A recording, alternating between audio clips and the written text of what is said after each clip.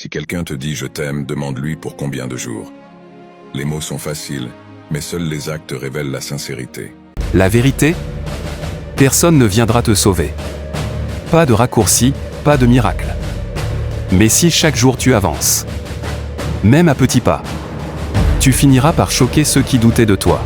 Like, commente si tu ressens la même chose, ou abonne-toi pour plus de motivation. Peut-être pas aujourd'hui, peut-être pas demain, et peut-être pas le mois prochain. Mais seulement une chose est vraie. Je vais être champion un jour, je vous le promets. Répète ça chaque matin avant de sortir. Je suis né sans richesse, mais ma vie sera tissée d'abondance et de succès. Ceux qui jouissent du confort aujourd'hui ont aussi débuté à partir de la base. Les critiques et les préjugés ne m'empêcheront pas d'atteindre mes objectifs. J'oublie mon passé et je me concentre sur mon avenir. Mes actes feront mes éloges même après mon départ de ce monde. Je marquerai mon temps. J'atteindrai le but par la grâce de Dieu. Je sais qu'un jour, je serai riche. Mais ce qui me reste, c'est le jour et la date que je ne connais pas. Fais-moi confiance, je ne vais pas perdre mes sentiments. Je ne vais pas trouver quelqu'un de mieux. Je ne vais pas te tromper et je ne te quitterai jamais. J'ai déjà pris ma décision. Je te veux, toi. Et seulement toi, personne d'autre. Parce que pour moi, tu es parfaite.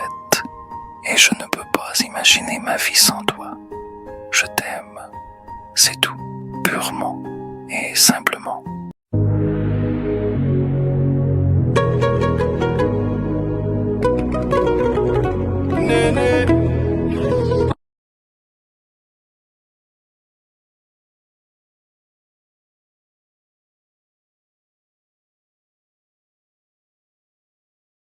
Souvenir de ces instants douloureux, car ils ont forgé en toi une détermination inébranlable.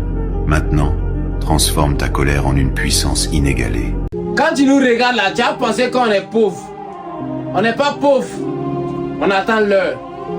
Chacun a son jour de gloire. C'est ça on attend. Travail là, on est concentré dessus. Donc on n'est pas pauvre. Dans la vie, il y a des gens qui se débrouillent l'un de leur papa. Il y a des gens qui sont nés trouver héritage. Il y a des gens qui se débrouillent l'un de leurs grands frères. Mais nous là, on n'a même pas trouvé cuillère depuis qu'on est petit. Donc on n'a pas les mêmes têtes. On ne peut jamais avoir les mêmes têtes. Voilà.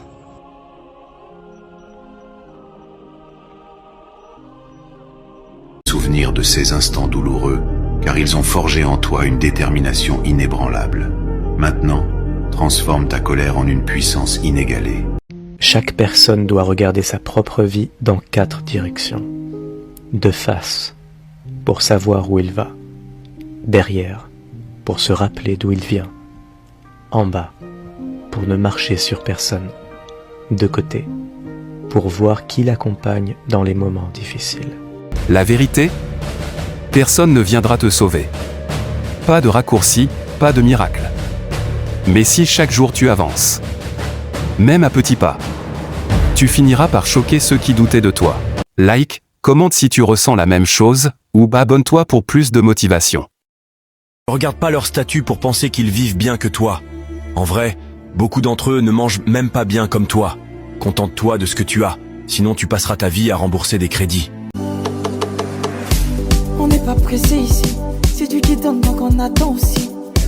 On n'est pas flemmard ici, tous les matins on va bosser aussi. On n'est pas jaloux ici, quand c'est les autres on applaudit aussi. Bravo, merci pour les travaux.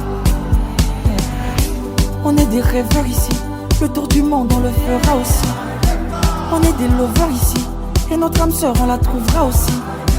On n'est pas riche par ici, mais le million on le touchera aussi. Bravo, ce soir c'est la fête tant qu'on augmente le prix.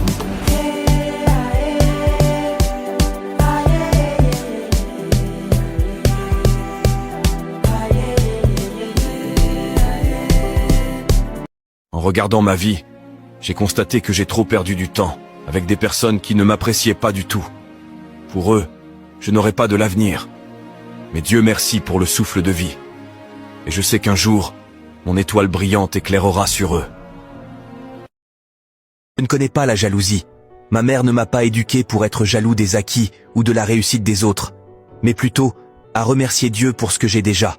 Dieu donne à qui il veut. Être jaloux, c'est quelque part ne pas être d'accord avec ce que Dieu donne aux autres. La jalousie, c'est pour les faibles. Les forts se mettent au boulot pour avoir ce qu'ils veulent et n'ont pas le temps pour la médisance. Quand tu couches avec quelqu'un, ce n'est pas juste du plaisir. C'est un pacte, un lien profond, une porte qui s'ouvre sur le monde spirituel. Et tu absorbes tout. Ses joies, ses blessures, ses malédictions, ses souffrances. Si cette personne porte une énergie souillée, tu l'hérites en toi. Si elle est liée à des forces obscures, tu es désormais attaché à elle. Et le pire, tu ne t'en rends même pas compte. Mais après l'acte, tu es fatigué. Tu te sens lourd. Ton esprit est troublé.